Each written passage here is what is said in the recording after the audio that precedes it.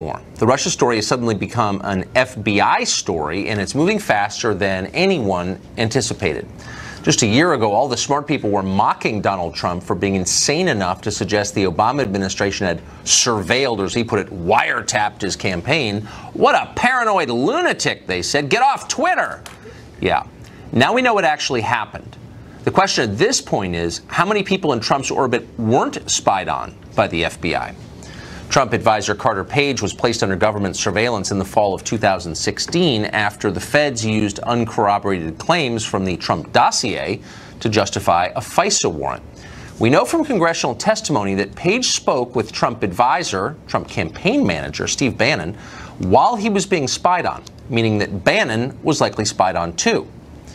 Tonight, based on our own reporting, we can tell you that Carter Page also sent email messages to members of the Trump campaign during that same period.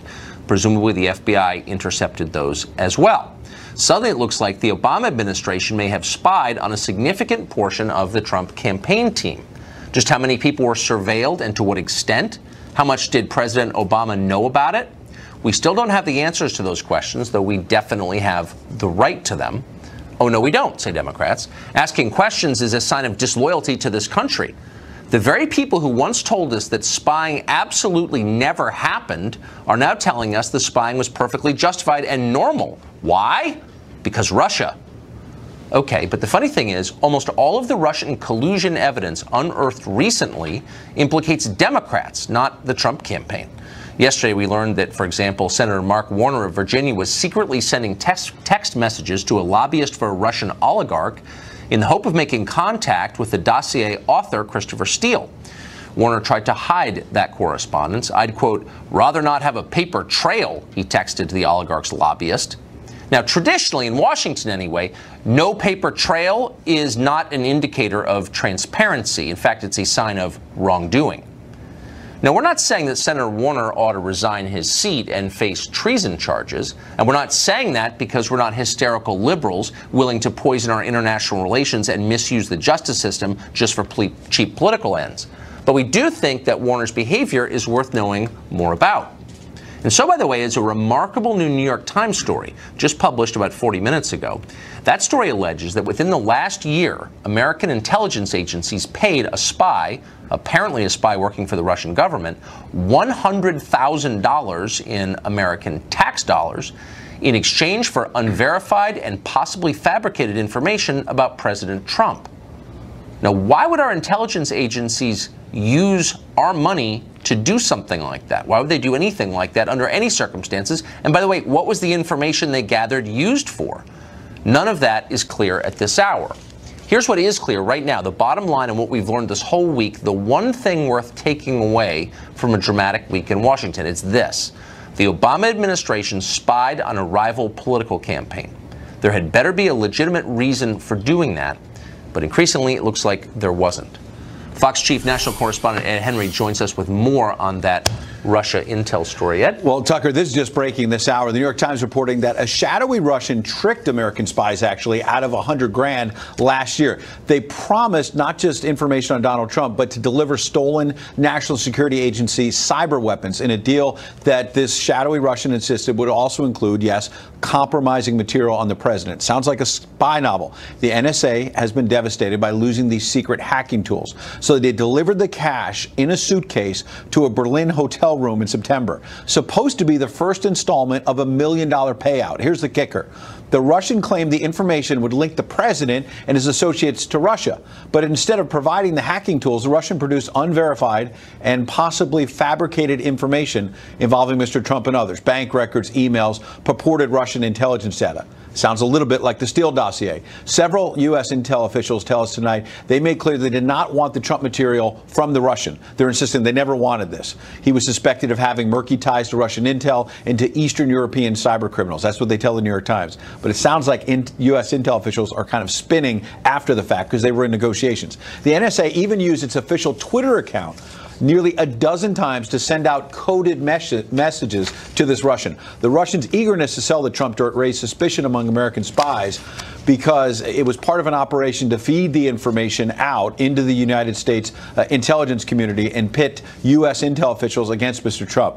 It was confusing because at one point this Russian dropped his asking price from about $10 million to just over $1 million. That raised alarm bells. Then he showed a 15-second clip of a video showing a man in a room talking to two women.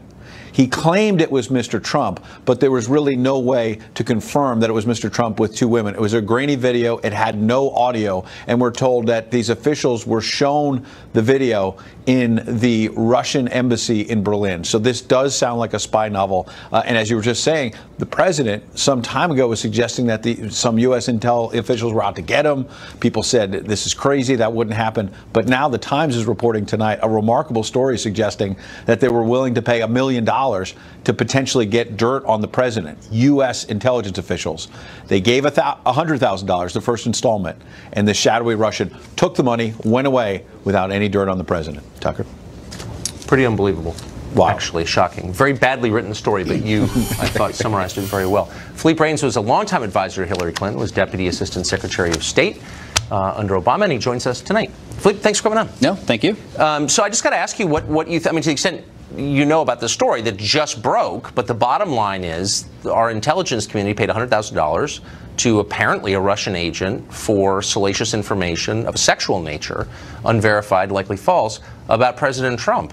That doesn't seem standard. Well, you know what? I think it's a couple of things. And why it does sound like a spy novel, unfortunately, it's nonfiction. It's what we're living through. I think the intelligence agencies often have to pay people who are not great to get information. We paid $8 million to find out who the worst spy in FBI history was, Robert Hansen. I think we paid $25 million to locate Khalid Sheikh Mohammed, just by the nature of it. For sure, and I'm glad that we did. That's all I'm glad too. But that was an exchange. But I think this is an example of it working, because I don't know when this is from, but you know what? You haven't heard about it, and that's because it was debunked. Exactly as Ed was saying. Well, I don't know. I mean, I guess look, there's a lot that we don't know, and so I don't want to presume anything ever. But the bottom line is our government paid $100,000 of our money to buy fake salacious material about the president. What would be the national security reason for doing that? I think the bottom line is that the president's campaign was stocked with people, starting with Carter Page, who, by the way, was under FBI surveillance going back to 2013. Nothing to do with the president's campaign. His contacts warranted multiple surveillance warrants, starting in October of 2016, 4 more times. And mind you, do the math, 4 more times takes you into the Trump administration. I'm aware of that. And you, like a lot of people who've abandoned concerns about civil liberties, are assuming that because someone is under surveillance, he's done something wrong. Whereas I would argue that the onus is on the government to explain why you're spying on Americans. I think most people agree with you. I certainly agree with you. And the FISA court has a very high bar. But no, it actually doesn't. And we know that because almost no applications for FISA warrants are ever turned down. But there are very few ever made. Because everyone knows how severe they are. Okay, this is chicken and the egg. But the truth is they're almost never turned down. And we know that in this case, the dossier was the backbone of the request. It was the first thing in the request. We do know that. And we know that the dossier, by the FBI's own description, was a flaky document whose contents they could not verify. So look, here's the bottom line. Does it bother you if I said during the Obama administration that the Bush administration, during the campaign, had spied on a bunch of members of Obama's campaign team? And they were suspected Russian agents. But what if a year and a half later there was no evidence that they were Russian agents? Well, and this spying, I mean, would you say, well, geez, it better be before you spy on a rival political campaign using the FBI, you better be sure you've got good reason. Here's an interesting argument. Is Carter Page part of the Trump campaign or not? Because you'd make it sound like he was the running mate, except when it comes to his contacts. Anything to do with the Trump campaign. So it's not looking at the Trump campaign. No, but here's the point.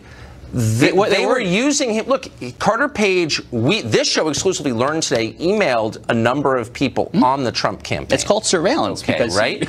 And so if you're surveilling Carter Page, who never got paid, he says he never met Trump. Trump says he never met him. whatever. I wasn't there, but that's what we know about it. I don't think he was integral to the campaign, but he had contact with people on the campaign, and all of his conversations, both written and verbal, were being surveilled by the federal government. That's what surveillance is, to see the totality of what you're doing. He's probably talking to his dentist, too. The Obama administration is spying on the Trump campaign. No, they're not. They literally were. The Obama administration, thankfully, took this very seriously. They went and got a warrant on someone. The warrant was based on George Papadopoulos. The dossier was part of the warrant, but the warrant was primarily put. That's not true. That's not true. But look, the point is, I'm just saying, let's be totally honest here. The Obama administration spying on the Trump campaign, maybe there's an awesome reason for it. No one has explained that yet. But you assume that it's totally fine. You would not assume it was totally fine if it was flipped around, would you? I would assume. I happen to trust our government. I know that these days that's not a very savvy thing to say, but I trust our government. I trust it whether it's President Bush or President Obama. And FISA started in earnest after 9/11, and I think we all learned that it was important. And if American citizens are in some way acting as a foreign agent, then they're fair game. I'm sorry, they're fair game. But you have to prove that they are, and they didn't. And by the way, there's no reason, based on everything we've learned in the past couple of weeks, to have childlike faith in our intelligence agencies, and I don't think it's a good idea. But bear in mind with Carter Page that it was renewed every 90 days 3 times, but it was renewed based on what happened in those 90-day periods. Let's see the applications, and I think. Well, I'm happy for that. Unfortunately, I don't control it. I don't either. Philippe, thank you. No, thank you, Tucker. Kim Strassel is on the Wall Street Journal editorial board. She follows the subject very closely, and she joins us tonight. So, Kim, I hate to hit you with a story that's just come out, because neither of us knows that much about it, but I just want your reaction since you cover this. We learned in the New York Times piece 50 minutes ago that U.S. intel agencies under the Trump administration paid $100,000 to get salacious information and apparently false information on Trump. Does that sound kind of just like normal business as usual to you? No, it does not, because as was just noted, it's one thing to go out and spend money potentially getting information on a sworn enemy of the United States. It's another to go out and spend $100,000 trying to get information on the commander-in-chief. Yeah, I mean, and presumably it's not, I mean, according to the Times piece, it wasn't information that suggested he was selling secrets to anybody. It was information of a sexual nature that probably not even true, but like it's also irrelevant to American national security. So let me ask you this. Do you find it striking that the very people who a year ago said anyone who claims Trump was spied on by the Obama administration is a nutcase or Alex Jones or whatever, tinfoil hat type, those same people are now telling us, like, yeah, of course, it's totally normal for one administration to spy on a rival presidential campaign. Like, no big deal. This is the story of this entire investigation, Tucker. Think back. First, we're told that the dossier was a creation of a Republican funder. Turns out it was the Clinton campaign and the DNC. Then we're told that it couldn't possibly have been used as part of a FISA warrant. Turns out it was. Then we're told it couldn't have made up a big part of it. It turns out it was the main piece. Now we're told, well, you know, it doesn't really matter because it wasn't really spying on the Trump campaign. It was spying on a man who'd already left the campaign. Only that's not true either. It turns out it was used to end up following the conversations of Carter Page and whomever else he might have been talking to. Steve Bannon, who's been mentioned, is potentially only one. There could be many other people that they managed to capture because of this. So how can, I mean, it seems to me it's critical in order to restore faith in government that we know the details here, or else, you know, in the vacuum created by ignorance, conspiracy theories grow. So, like, how do we get to the bottom of what actually happened? Well, you know, look, for instance, at what happened when Senator Grassley put out a less redacted version of his referral letter of a criminal investigation of Christopher Steele. You know, we were told, oh, none of that could come out. It would damage sources, methods, highly classified. You look at it and you find out that the only thing that was in fact redacted was information that was highly scandalous and hurtful to the FBI that undermined it and the Justice Department. So my question is, why shouldn't we put out these FISA applications? Let's put out all the documents and see where the skeletons are. And yeah, we can try to be careful of sources and methods, but this has now become a farce of he said, she said, and the American public deserves to see it and judge it with their own eyes. Yeah, the embarrassment of federal bureaucrats is not justification for keeping something secret that doesn't belong to them. They don't own these documents. They belong to us. So, Kim Strassel, thanks for reminding us of all that. It was great. Thank you. Trump administration planning to enforce laws that keep immigrants off welfare. Those laws have been on the books for a long time. Of course, progressives are outraged. As always, that story next.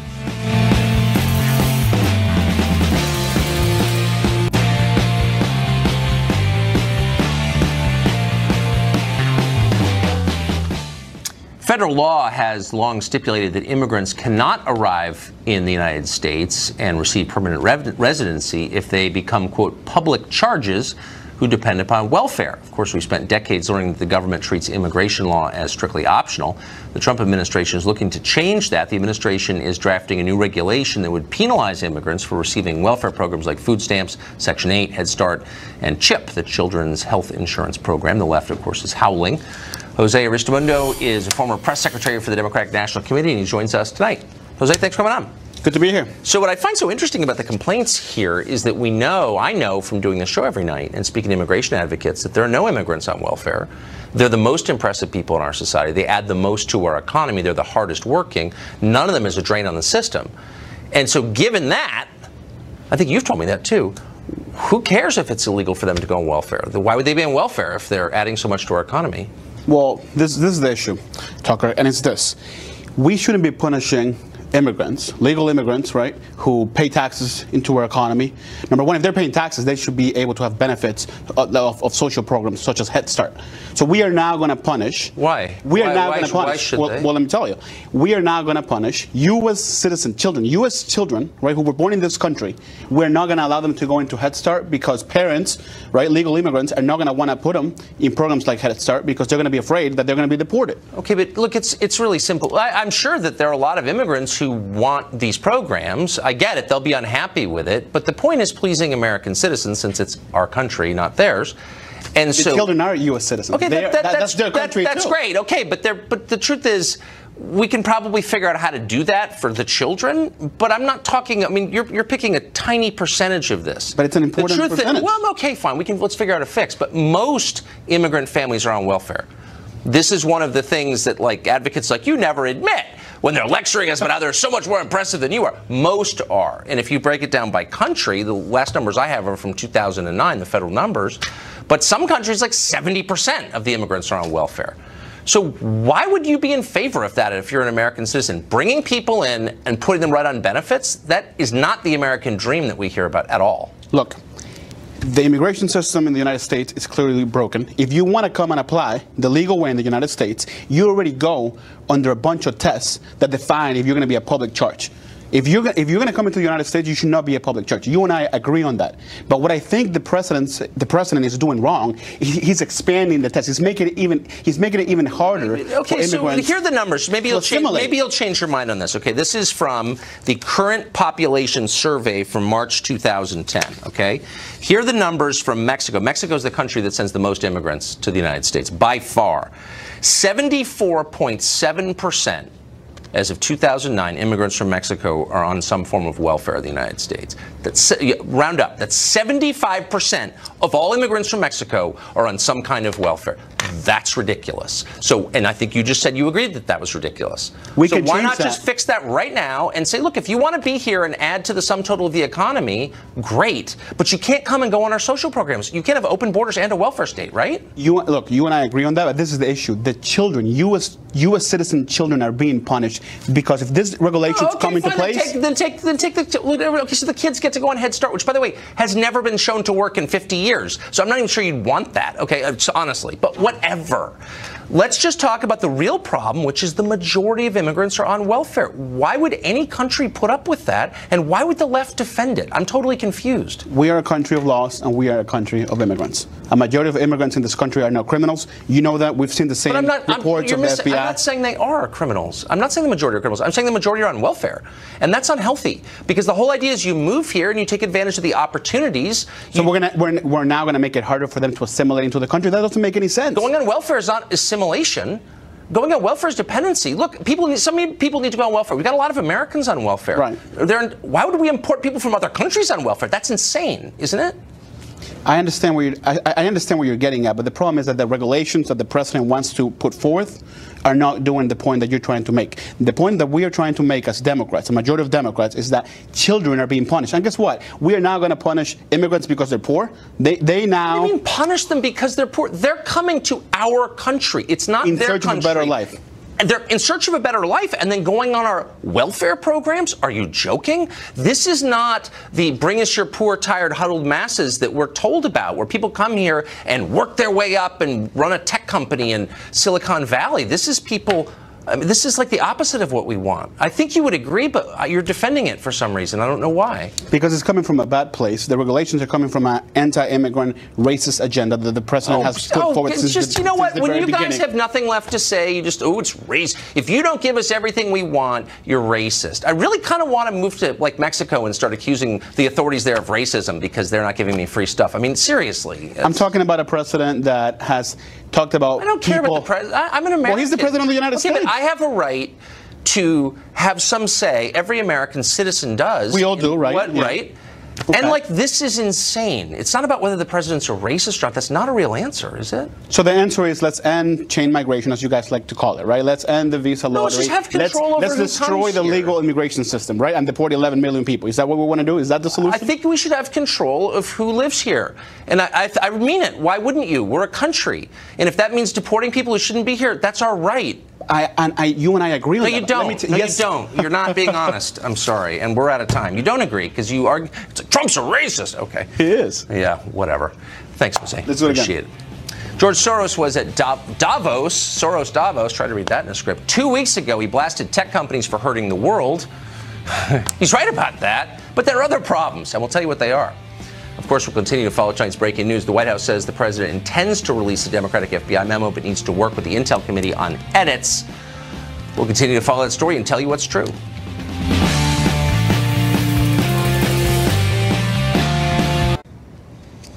Well, in an interview with 60 Minutes over on CBS, New York Senator Kirsten Gillibrand says that even though she recently denounced Bill Clinton as a sexual predator, his wife, Hillary Clinton, somehow remains her greatest political role model, which is confusing, which is why we called Tammy Bruce, the New York radio show host, to sort it out for us, and she joins us tonight. Tammy, what does that mean?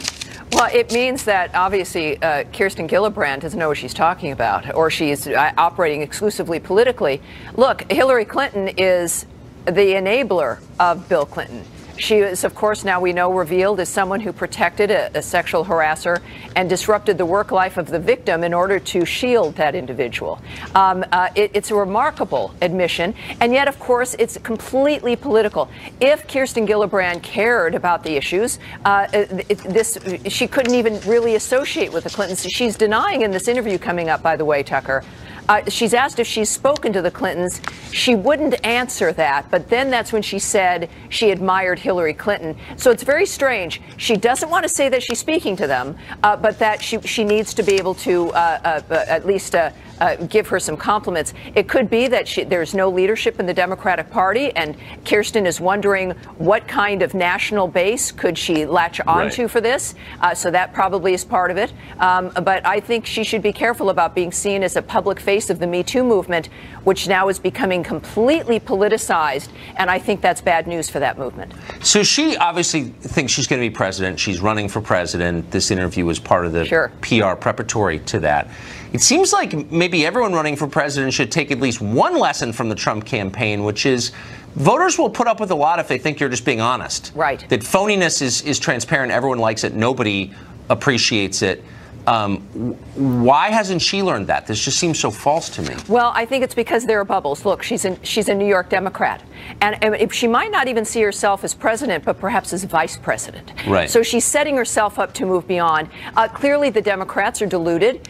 If their leadership are the Clintons, no wonder they're in trouble. And she sees that somehow this is some way to move herself ahead of the game. In California, there's a Democrat, a woman, who is also the face of the Me Too movement, who's now taken leave because of sexual harassment allegations against her by men. So we're looking at a very unique dynamic, but I think the American people see through it, and I think Kirsten Gillibrand's in for a little bit of a wake-up call coming up.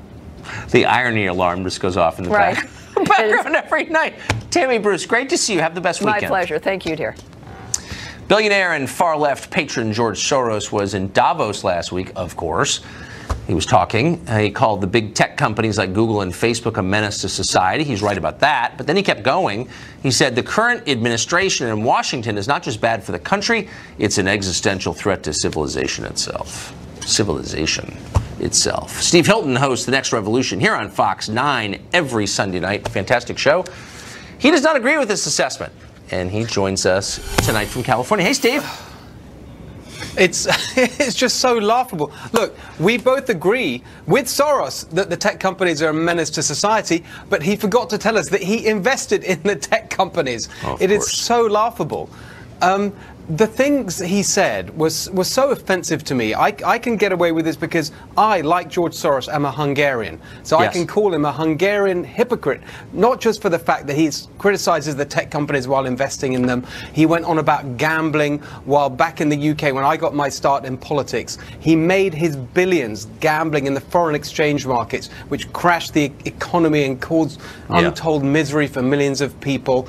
But when it comes to this question of the open society that he argues Donald Trump is wrecking, he really should know better, because he and I share experience of that. Communism in Hungary, that's a real attack on the open society. So it's so disgusting for him to make that comparison. Well, it is disgusting, but it's of a piece with his behavior over decades, as you just pointed out. But since you follow this guy pretty closely, and I think you're great at big picture things, we just learned that he's paying, giving campaign money to district attorney races around the country, and he's doing a lot of other things. What ties them all together? What's his vision? What does he want for America? What's the point of all this? I think you know what I really think is the simple answer to that? I think it's guilt. I think he's guilty at the way he's made his money, gambling in the casino of the financial markets, and he's trying to atone for that. A lot of the liberal elite are exactly in that position. And again, it comes back to hypocrisy, the Hungarian hypocrite. He, like all the other liberal elite, jump up and down and go on about dark money in politics and the evil Koch brothers, and yet he's doing exactly this. But it's not just that he's supporting this particular candidate in these rather obscure races around the country. He's actually effectively covering it up. Those donations are not made public to the electorate before the election. And this is exactly the kind of corruption in politics that the rest of the time they love to condemn. I mean, they really... I took a look, by the way, Tucker. The candidate certainly didn't want to recognize the contribution of her big benefactor. She said thank you to a lot of people after her campaign. Someone called Sherry Murphy, your help was major. Her local Progress family, the YEO network, whatever that is, and even, wait for it, Tucker, your favorite publication, Teen Vogue. This candidate thanks Teen Vogue, but not George Soros, who basically handed her position on a plate. Amazing. Everything that Soros pays for in this country makes America weaker and more divided. That seems to be a connection to me. Steve Hilton, great to see you. Steve's show, The Revolution, every Sunday night, 9 p.m. Eastern. I watch it. You should, too. America is a depressed country. Tens of millions of Americans are taking pills for depression. Is it working? Is there another way? We'll meet an author of a brand new book who says there is. Really interesting conversation just ahead.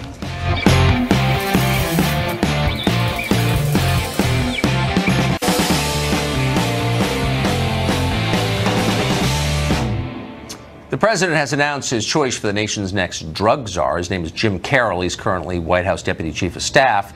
He'll be leaving to direct the Office of National Drug Control Policy, which suddenly has grave significance in the middle of the nation's worst drug epidemic. The move, another departure from Trump's West Wing in the wake of Staff Secretary Rob Porter's resignation earlier this week. Antidepressants are more popular than ever in this country, virtually ubiquitous. According to a CDC report last year, about 1 in 8 Americans reported recent antidepressant use. And yet, the nation's suicide rate has surged, and the country doesn't seem to be that much happier than countries that have far fewer drugs in circulation. That raises the question, are we thinking about depression in the wrong way? Johan Hari is the author of Lost Connections, Uncovering the Real Causes of Depression and the Unexpected Solutions, a book that unexpectedly has become the center of a lot of debates and has sold quite well. He joins us tonight. Johan, thanks for coming on. Hey, Tucker, it's great to be with you. So this book has been very controversial, I think, in the best way, in that it's forced a conversation where there should have been one years ago. But just summarize for us, if you could, crisply, what is the case that you're making about antidepressants? Yeah, so most of the book is not about antidepressants, it's about why we're in such pain in the first place. And I think that everyone watching this show knows that they have natural physical needs, right? You need water, you need food, you need shelter. If I took them away from you, you'd be in real trouble real fast, right? Yes. There's equally strong evidence that human beings have natural psychological needs, overwhelming evidence. You've got to feel you belong. You've got to feel your life has meaning and purpose. You've got to feel that people see you and value you. You've got to feel that there's a future that makes sense to you. And our culture's good at lots of things, but there's very strong evidence we've been getting less and less good at meeting people's deep, underlying psychological needs. And that is one of the key drivers of this depression and anxiety crisis. What we've been told up to now, when I was a teenager, and I went to my doctor in a real sense of profound pain, my doctor told me a totally biological story about why I was depressed. He said it was just due to a chemical imbalance in my brain. And, you know, I drugged myself for 13 years. I remained depressed. There are other people who take antidepressants who do experience benefit. But one of the things that was so striking to me when I traveled all over the world, interviewed the leading experts in the world about what really causes depression and anxiety and what really solves them, is that overwhelmingly it's due to responses. It's a response to key factors in how we're living today. I learned there's scientific evidence. I'm just laughing because it seems so obvious. Yeah. Why have we been telling ourselves that it's some mysterious chemical imbalance? Those do exist, of course. But for the overwhelming majority, maybe it has to do with the way that we're living is making us unhappy. If you're depressed and anxious, you're not crazy, you're not a machine with broken parts, you're a human being with unmet needs. So that can sound a bit strange in the abstract, so I'll give you a very obvious example that connects people immediately. There's a study that asked the average American, how many close friends do you have who you could call on in a crisis? And when they started doing it years ago, the most common answer was 5. Today, the most common answer is none. So we are the none? None. It's not the average, it's the most common answer. So we've become the loneliest society there's ever been. And what I wanted to look at was what are antidepressants for these 9 deep underlying causes of depression and anxiety? What are the solutions to these problems? So I'll give you an example to that one. There's a doctor in East London called Sam Everington. Had loads of patients coming to him, acutely depressed and anxious. And he felt really uncomfortable because he'd been told in his training, even though he knew the science was much more sophisticated, to say, you've just got a chemical imbalance in your brain and just give them drugs. Like me, he's not opposed to the drugs, but he could see this wasn't solving the problem. A lot of them, for example, were acutely lonely. He did an experiment. A woman came to him called Lisa Cunningham. She'd been shut away in her home for 7 years with really severe depression and anxiety. He said, Lisa, I'll keep giving you the drugs, don't worry. I'm also going to prescribe something else. I'm going to prescribe for you to take part in a group. There was an area of scrubland behind the doctor's surgery. He said, we'll come and support you, but I want you to meet with a group of depressed and anxious people twice a week, and we're going to turn this into a beautiful garden. They met over weeks and months. As Lisa put it to me, as the garden began to bloom, we began to bloom. A study of a very similar program found it's more than twice as effective as chemical antidepressants. What I learned all over the world is there are people who are trying antidepressants that are about dealing with the deep social and psychological reasons why we feel so terrible in the first place. So the deeper and they're much question, more effective. Everything you said is so obvious and true, comports so completely with our experience as people, and we're out of time, but maybe you can come back and explain why we vest so much unwarranted faith in psychiatrists. Why are we so willing to take bad advice from people with MDs? I don't understand. We've only given those psychiatrists one lever to pull. So in one way, you can't blame them for pulling it. But what we need to do as a society is put in place a much more expanded menu of options, things that actually deal with these 9 deep reasons why we feel so terrible in the first place. And those options exist. They're being tried all over the world. I've seen them, and they are reducing depression and anxiety. They give a lot of hope. I believe you completely. The book is Lost Connections, Uncovering the Real Causes of Depression and the Unexpected Solutions. I'm reading the title so people will buy it, because I think it's great. Johan, thank you. Thank you so much, Appreciate it. Final exam is next. Have you been following the news more closely than our news professionals? You're going to find out in just a minute.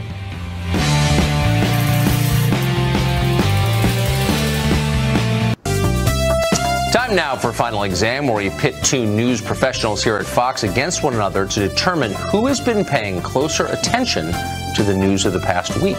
Our 3-time defending champion here for a 4th week, Carly Shimkus, Fox News Headlines 24/7 reporter and contributor to Fox and Friends. Her challenger this week, a perennial challenger, Fox chief national correspondent Ed Henry. Yeah, big title. Was on the show last night in a very different context. He's a heavyweight. Yeah, he's literally. smart, but we'll see. No one has been able to stop Carly so far. Okay, put your hands to the buzzers. I'm going to go through the rules so you know what they are. All right. I ask the questions. The first one to buzz in gets to answer. You have to wait until I finish the question in order to do that. Every correct answer is worth a point. Get it wrong, we subtract a point. Best of 5 wins. All right. Ready? I think we can handle that. All right. We'll see. Good luck. Thank you. Here we go. A 13-year-old went viral during Justin Timberlake's halftime show at the Super Bowl because he seemed very distracted. What was he doing? Ed Henry. He was on his phone. He took a selfie with Justin Timberlake, but he was watching a video and it broke down or something, so he got teased. Whoa, that's a long answer. Ooh. Does the tape, but it matters. He was on Ellen. I saw him on Ellen. We're going to roll the tape and find out. Interesting information. Memes of 13-year-old Ryan McKenna stealing the spotlight, poking fun at the teenager for staring at his phone too much while the pop star was right next to him. I thought the kid should have taken the selfie with Justin behind him and then put his phone down and enjoy the show. But just like what we all do, everyone's got to have their phone and tape everything. Well, that's a very unclear answer. No, I dispute that. No, but our judges are saying that he got it. Yeah, he was on his phone. He said on Ellen or Good Morning America that he was watching a video, and so he got teased because the phone broke down. So you're watching both Ellen and Good Morning America? Yes. Okay, let's talk later about that. Okay, All right. Question 2. A world leader made news this week when he chastised a woman for using the phrase mankind, which is a sexist phrase in his country. This leader recommends more inclusive terms like people kind. Who was it? Wait, she did it for. He hadn't finished. Whoa! All right. Judges? He finished as the judges. That would be Canadian Prime Minister Justin Trudeau. Not Justin Timberlake, Justin Trudeau. Justin Trudeau. All right, we're going to check the other tape on JT. that. The other JT. Here we go. Prime Minister Justin Trudeau is really serious about making Canadians watch their language. Maternal love is the love that's going to change the future of mankind. So we'd like you to look we would like to say people kind, not necessarily mankind, because it's more inclusive. Very inclusive. Yeah. He's an inclusive guy. It's about inclusiveness. So let me just say that our judges, look, I'm not sure why they make the decisions they do, but you don't ask those kind of questions. This is a very hierarchical show. The judges are in charge. So right. There we go. It's 1-1. Okay, very good. Do you have a certain number of challenges? No, I don't. I never challenge it. That would be wrong. Question 3. Which 77-year-old lawmaker just set a record for the longest continuous speech in the history of the House of Representatives, causing some of her colleagues to doze off in their chairs? Carly Shimkus. That would be Nancy Pelosi. Nancy Pelosi. I don't think she's 77, but we'll find out. Okay. Check the tape. And Nancy Pelosi, she punishes, promotes the Dreamers with a marathon 8-hour speech. Good for her. 4-inch heels, too. Lent has come early. Even Democrats aren't happy with the minority leader's performance. One of Nancy's colleagues fell asleep during the speech. No, that's brutal. That's understandable, right? Okay, 8 so hours. our judges who can see the sort of back end of this, Yes. can see the metrics, say that you buzzed in just milliseconds before your competitor. It doesn't count. No, it does count. It does count, but they were just, Wait, so you could break the rules? And No, they were just complimenting I'm her not for her saying cat-like Yes, reaction. that's right. bend the rule. Okay. She's fast. All right, question 4. It's 2-1. Billionaire Elon Musk just launched a Tesla Roadster into space with an astronaut mannequin in the driver's seat because he can do literally whatever he wants. The Roadster has now gone off track and is headed for the asteroid belt. But what was its original destination?